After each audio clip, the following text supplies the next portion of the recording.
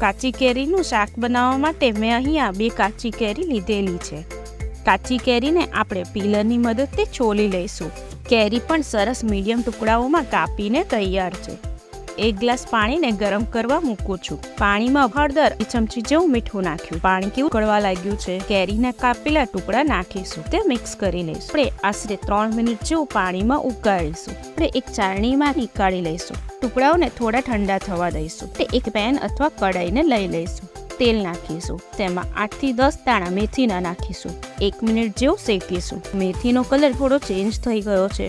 હવે તેને ખાંડણીમાં લઈ લઈશું અને તેનો કરકરો પાવડર બનાવી લઈશું. 1 ચમચી તેલ ઉમેરીશું. તેમાં હિંગ નાખીશું. કેરી બાફીને રાખી છે તેને નાખીશું. સાતળવા દઈશું. હવે નાખીશું ગોળ. મેથી નાખી દઈશું. ચમચી જેવું લાલ મરચું નાખીશું. હળદર ધાણા જીરું પાવડર નાખીશું. હવે નાખીશું મીઠું. 2 થી 3 મિનિટ રીઝવા દઈશું. કેરીનું શાક બનીને તૈયાર.